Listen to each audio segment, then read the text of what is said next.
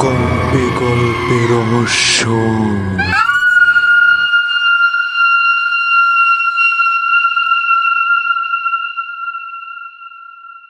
আজকের গল্প কালান্তপুরের জমিদার বাড়ি।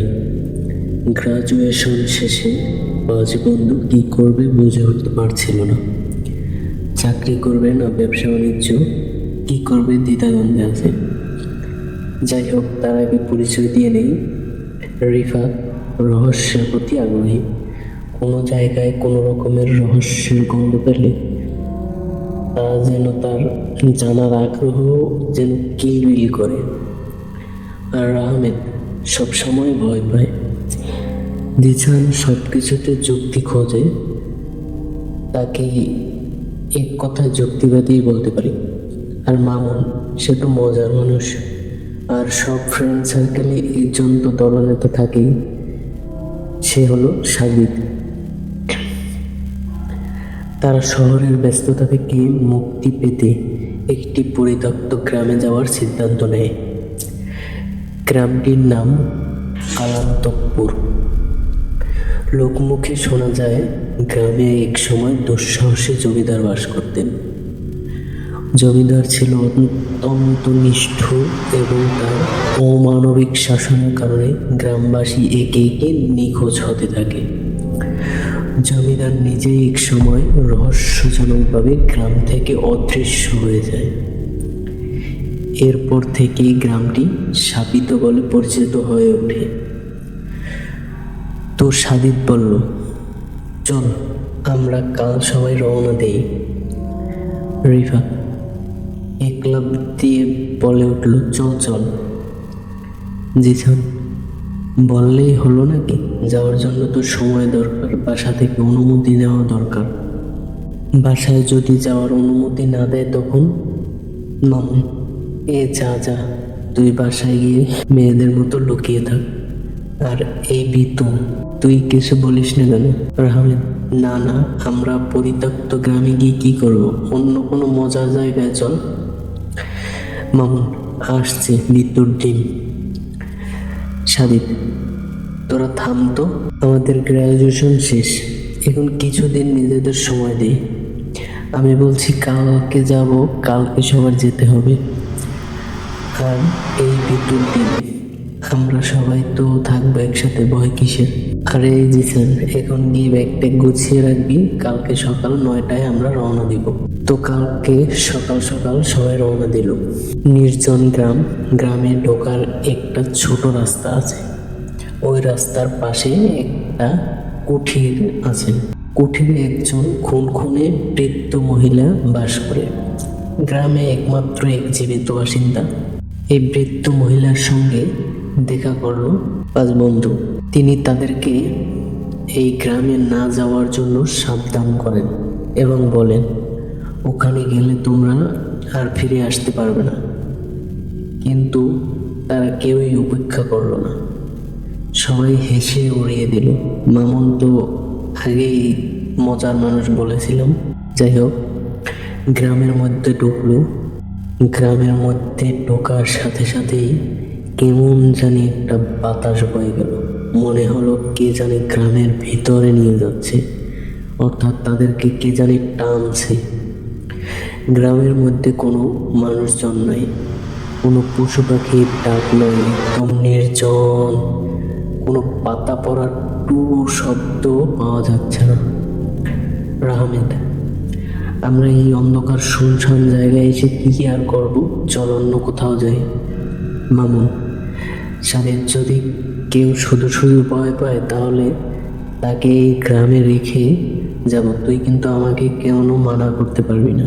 কথা বলতে বলতে গ্রামের মধ্যে চলে আসলো। পুরো জায়গাটা একেবারে নীরব, সেখানে সময় যেন থমকে আছে। রিফাত বলল, চল আর একটু হাঁটি, কিছু তো একটা আছে অবশ্যই। আহমেদ, আরে না, কিছুই নেই, চল অন্য কোথাও যাই। মামু, আবার সেই একই কথা, বিদ্যুৎ টিম কোথাকার। সাদিক, তোরা থাম তো, চল আর একটু আগাই, কিছু দূরে এগিয়ে দেখি কি আছে। বন্ধুরা একটি পুরনো জমিদার বাড়ি আবিষ্কার করে। তখন চারিদিকে অন্ধকার নেমে এসেছে, শুনশান একদম নীরব। জমিদার বাড়িটি ধ্বংস হয়ে গেলেও ভেতরে ঢুকলো সবাই। হঠাৎ চারিদিকে অন্ধকার নেমে এসেছে, শুনশান একদম নীরব। জমিদার বাড়িটি ধ্বংস হয়ে গেলেও কিছুটা অক্ষত অবস্থায় আছে। তো সবাই ভিতরে ঢুকলো। হঠাৎ বাদুড় বের হয়ে গেল। রাহমেদ তো ভয়ে এক চিৎকার। পরে বাদুড় বের হওয়া দেখে মামুন তো হাসতে হাসতে শেষ। রিফাত, চল চল ভিতরে কি আছে দেখি। তারা দেখে কিছু আসবাবপত্র অক্ষত আছে, আরো বিভিন্ন জিনিসপত্র ছড়িয়ে ছিটিয়ে আছে।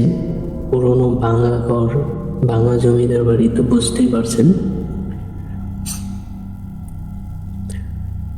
দেখতে দেখতে রাত হয়ে গেল। তো সবাই রাতে থাকার জন্য ব্যবস্থা করতে শুরু করলো। রাহমেদ, আরে না, এখানে থেকে কি হবে, চল অন্য কোথাও থাকি।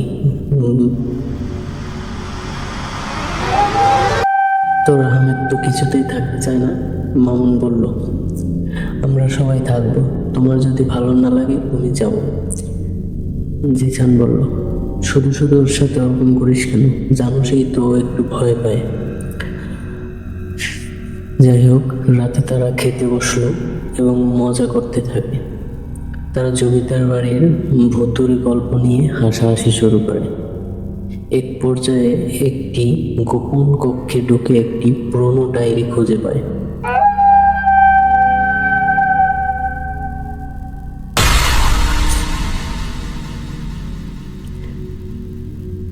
ডায়েরিতে জমিদারের শয়তানের সঙ্গে করা চুক্তির কথা লেখা ছিল। তারা ডায়েরিটি পড়ে বুঝতে পারে জমিদারকে আমরত্ব ও ক্ষমতার লোভ দেখিয়ে শয়তান প্রতিটি গ্রামবাসীর আত্মা বলি দিয়েছিল। ডায়েরির সঙ্গে একটি পুরনো কালো মোমবাতি পাওয়া যায়।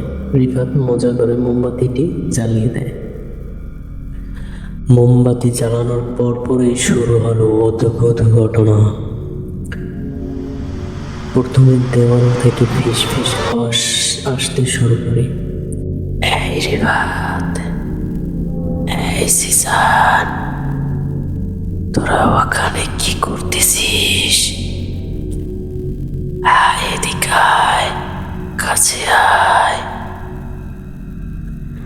তো সবাই ভয়ে একেবারে নাই। রাহমেদ সাজিদের দিকে তাকিয়ে দেখে তার কোনো ছায়া নেই। মামুন হঠাৎ করে জমে থাকা পানির নিচে প্রতিবিম্ব দেখতে পায় এবং ভয়ঙ্কর রূপ নেয়। একেবারে একটা বিশাল হঠাৎই জিসান নিখোঁজ হয়ে যায়। তার চিৎকার শোনা যায় বাড়ির গভীরে।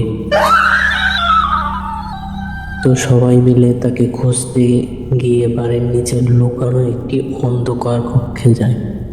সেখানে তারা আরো কিছু পচা কঙ্কাল ও শিকলে বাঁধা বিভিন্ন কঙ্কাল দেখতে পায় ও জীর্ণ শীর্ণ অবস্থায় জিসানের মৃতদেহ দেখতে। তো সবাই ভয়ে চিৎকার দিয়ে ওঠে। রাহমেদ, ও তো কান্না শুরু করে দিয়েছে। এখান থেকে বের হতে যাচ্ছে, এক মুহূর্ত থাকতে চায় না। বন্ধুরা বুঝতে পারে যে তারা এমন একটি শক্তিকে জাগিয়ে তুলেছে যা তাদের এখান থেকে বের হতে দেবে না। রিফাত ডায়েরির শেষে কিছু মন্ত্র উচ্চারণ করে, অর্থাৎ ডায়েরিটা উল্টে দেখে কিছু মন্ত্র লেখা, সেটা পাঠ করতে থাকে। এটিকে শয়তানকে আরো শক্তিশালী করে তোলে। ঘরের সব জানালা ও দরজা বন্ধ হতে থাকে। এক একজন করে তারা অদৃশ্য শক্তিদের আক্রমণের শিকার হতে থাকে।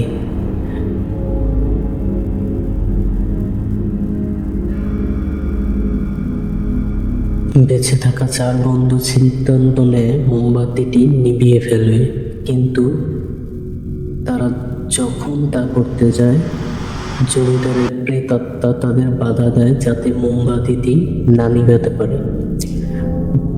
জমিদার তাদের জানায় তারা শুধু শয়তানকে আরো শক্তিশালী করছে। যদি মোমবাতি নিভানো হয় তাহলে শয়তান আরো শক্তিশালী হবে। রিফাত কোনো কথারই তোয়াক্কা না করে মোমবাতিটি নিভাতে যায়।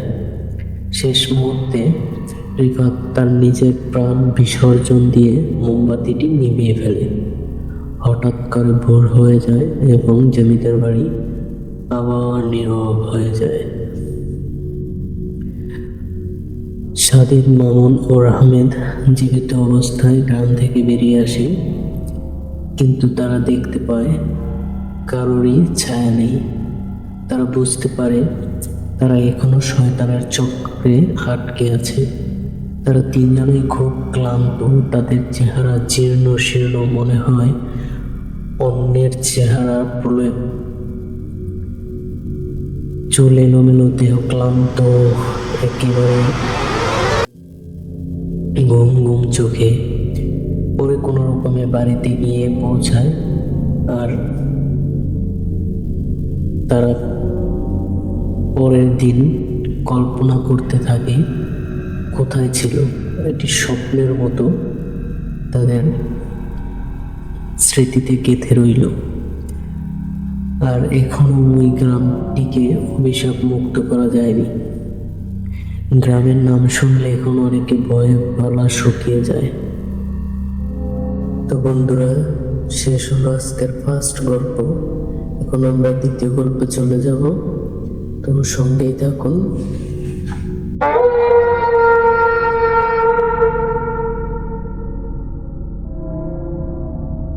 গল্পে গল্পে রহস্য। আপনাদের জন্য দ্বিতীয় ছোট গল্পটি হলো ভূতের ডাক বাক্স। গ্রামের নাম ছিল শিমুলতলা। জায়গাটা ছিল নির্জন, আর সন্ধ্যার পর যেন মরুভূমি হয়ে যেত। শুনশান, একেবারে অন্ধকার। গ্রামের শেষে একটি পুরনো ডাকঘর ছিল, যেটা বহু বছর ধরে পরিত্যক্ত। লোকমুখে শোনা যেত সেখানে রাতে ভূতের আনাগোনা হয়। কেউ কেউ বলতো ডাকঘরের ভিতরে কেউ গেলে আর ফিরে আসে না। সন্ধ্যার পর ওখান দিয়ে হাঁটতে গেলেও মনে হতো কেউ যেন পিছন দিয়ে তাকিয়ে আছে। মাঝে মাঝে তো এমন হতো কে যেন ডাকছে, এরকম শব্দ শোনা যেত। কেউ সাহস করে তাকালেও দেখতো শুধু ফাঁকা মাঠ। এক রাতে গ্রামের এক সাহসী ছেলে আরিফ বন্ধুর সঙ্গে বাজি ধরে ঠিক করলো সে ডাকঘরে ঢুকবে। রাত তখন ঠিক 12টা। আরিফ একা গিয়ে ডাকঘরের ভাঙা দরজা ঠেলে ঢুকলো। ঘরের ভিতরে সেই পুরনো জীর্ণ শীর্ণ একটি মোমবাতি পেল। তখন আরিফ মোমবাতিটি জ্বালিয়ে দিল। মোমবাতির ক্ষীণ আলোয় পুরনো টেবিল আর চেয়ারের ধ্বংসাবশেষ দেখা যাচ্ছিল। ঘরের কোণে একটি পুরনো কাঠের বাক্স। জিনিসটা দেখে আরিফের কৌতূহল বেড়ে গেল। বাক্সের ঢাকনাটা খুলতেই হালকা গরম বাতাস বের হলো, আর এই বাতাসের শিহরণ বয়ে গেল আরিফের ভিতরে। ভিতরে ছিল এক গাদা চিঠি। সেগুলো অদ্ভুত গন্ধ ছড়াচ্ছিল। এক একটা চিঠি পড়তে গিয়ে আরিফের চোখ কপালে উঠল। প্রত্যেকটি চিঠি ছিল এমন মানুষের লেখা যা অদৃশ্যভাবে হারিয়ে গেছিল।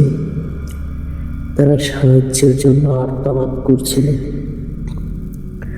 হঠাৎ দরজা নিজে নিজে বন্ধ হয়ে গেল। ঘরের বাতাসে ভারী হয়ে উঠল, আর আরিফ দেখল মোমবাতির আলোয় এক ছায়ামূর্তিটা দাঁড়িয়ে আছে। মূর্তিটা ধীরে ধীরে তার দিকে এগিয়ে এলো।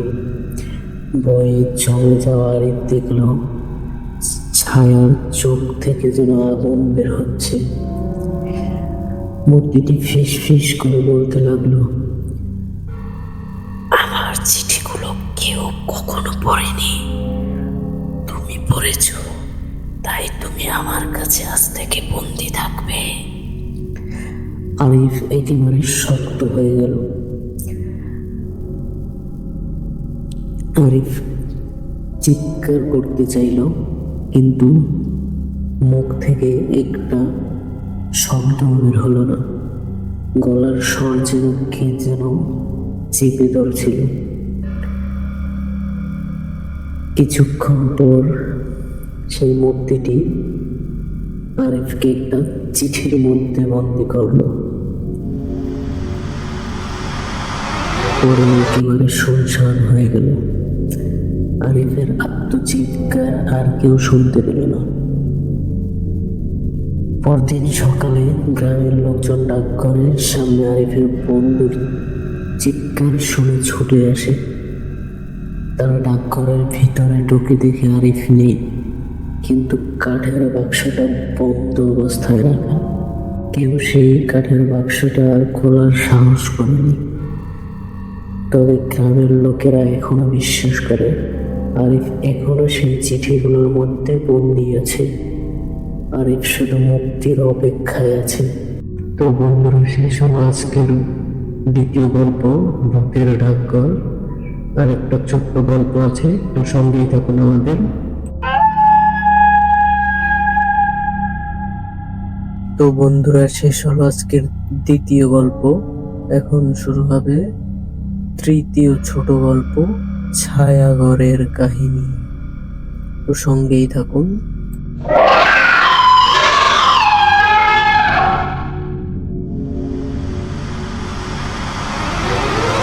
বাংলাদেশের প্রত্যন্ত এক গ্রামে অবস্থিত ছিল 100 বছরের পুরনো একটি জমিদার বাড়ি। স্থানীয়দের মুখে এই বাড়িটির নাম ছিল ছায়াঘর। এই নামের পেছনে ছিল একটি রহস্যময় ইতিহাস। গ্রামের প্রবীণরা বলত, জমিদার গোপাল চৌধুরী এই বাড়ি বানিয়েছিলেন তার প্রিয় স্ত্রীর জন্য, কিন্তু তার স্ত্রী অকাল মৃত্যুর পর থেকে এই বাড়িটির চারপাশে অদ্ভুত সব ঘটনা ঘটতে থাকে। গল্পটা শুরু হয় যখন শহর থেকে আসা এক তরুণ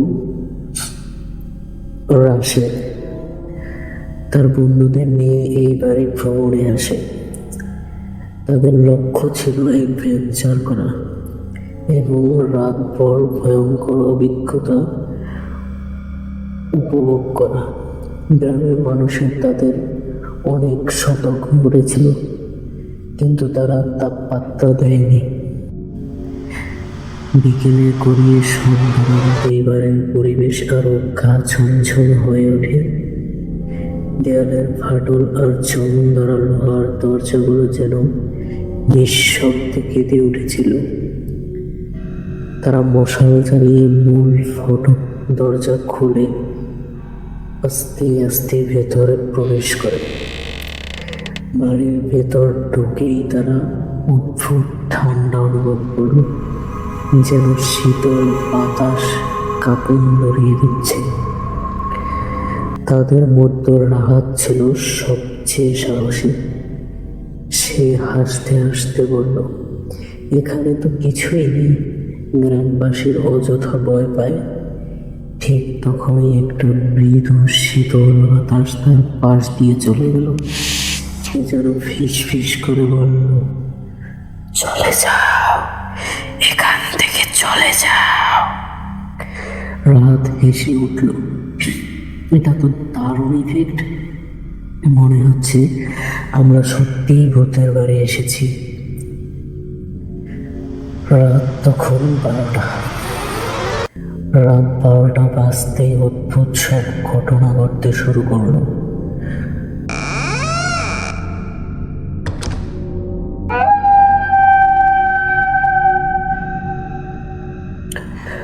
মশালের আলো হঠাৎ নিভে গেল। তারা মোবাইলের টর্চ লাইট জ্বালিয়ে চারিদিক তাকালো। বাড়ির কোণ থেকে একটা ফ্যাকাশে ছায়া ধীরে ধীরে তাদের দিকে এগিয়ে আসতে লাগলো। মাহির ভয় পেয়ে চিৎকার করে বলল, ওটা কি? এটা কার ছায়া? কেউ কোনো উত্তর দিল না। সবাই স্থবির হয়ে দাঁড়িয়ে রইল। ছায়াটি যত কাছে আসতে লাগলো তারা অনুভব করতে লাগলো তীব্র ঠান্ডা ঘিরে ধরছে। ছায়াটি তাদের কাছে এসে থেমে গেল। তারপর হঠাৎ একটা নারী কণ্ঠে শোনা গেল, তোমরা এসেছো কেন? এখানে এসেছো কেন? চলে যাও, এবারে আমার। সবাই ছুটে পালাতে চাইল, কিন্তু দরজাগুলো যেন নিজে থেকেই বন্ধ হয়ে গেল। রাত জোরে চিৎকার করে বলল, কে তুমি? আমার কাছে কি চাই? আমরা চলে যেতে চাই। নারী কণ্ঠটি করুণ স্বরে বলল, চলে যাও, আমরা অভিশাপ থেকে মুক্তি দাও। চলে যাও, আমায় অভিশাপ থেকে মুক্তি দাও। তারা ভয়ে সামলে নারী কণ্ঠের কাছে জানতে চাইল, তোমার কি অভিশাপ? কেন তুমি এখানে আটকা পড়ছো? নারী কণ্ঠটি ধীরে ধীরে বলতে লাগলো, আমি ছিলাম জমিদারের স্ত্রী। এইবারে আমার জন্য বানানো হয়েছিল, কিন্তু জমিদার আমাকে ভালোবাসলো। তার লালসা আর নিষ্ঠুরতার কারণে আমাকে হত্যা করেছিল। আমার আত্মা এখানেই বন্দি। অর্ণব জিজ্ঞেস করলো, তোমাকে মুক্তি দিতে হলে আমাদের কি করতে হবে? নারী কণ্ঠটি বলল, আমার হত্যার সাক্ষী ছিল এই বাড়ির পুরনো একটি আয়না। সেই আয়নার সামনে তোমরা সত্যটা ঘোষণা করো, তাহলে আমি মুক্তি পাব। অর্ণব আর তার বন্ধুরা ভয় পেরিয়ে আয়নাটি খুঁজে বের করলো। আয়নার সামনে গিয়ে তারা চিৎকার করে ঘোষণা করলো, আমরা জানি তুমি নির্দোষ ছিলে। তোমার মৃত্যুর জন্য যারা দায়ী তারা শাস্তি পেয়েছে। আমরা তোমাকে মুক্তি দিতে চাই। আয়নার প্রতিফলনে হঠাৎই সেই নারীর মুখ ফুটে উঠল। তার চোখে ছিল তীব্র দুঃখ আর শূন্যতা। অতঃপর ধীরে ধীরে তার মুখ উদাও হয়ে গেল। রাত কেটে গেল, ভোরের আলো ফুটল। তারা দেখতে পেল বাড়িটি এখনো ভয়ঙ্কর, তবে আর গা ছমছমে নয়। গ্রামে ফিরে তারা পুরো ঘটনাটিকে সবাইকে জানালো। এরপর থেকে কেউ আর ছায়াঘর নিয়ে কথা বললে ভয় পেত না। তো বন্ধুরা, শেষ হলো আজকের গল্প। আমি আছি আপনাদের সাথে রাফসান, গল্পের লেখকও আমি নিজেই। আর আপনারা যদি কেউ গল্প লিখে পাঠাতে চান তাহলে ডিসক্রিপশন বক্সে টেলিগ্রাম চ্যানেল ও হোয়াটসঅ্যাপ চ্যানেলের লিঙ্ক দেওয়া আছে। চাইলে আপনারাও গল্প লিখে পাঠাতে পারেন। অবশ্যই কে কোথা থেকে গল্প লিখছেন তার নাম সহকারে দেবেন। আর আমার চ্যানেলের গল্পগুলো যদি আপনাদের ভালো লাগে অবশ্যই লাইক, কমেন্ট এবং সাবস্ক্রাইব করে বেল আইকনটি প্রেস করতে ভুলবেন না। আজকের মতো বিদায়, আল্লাহ হাফেজ। গল্পে গল্পে রহস্য।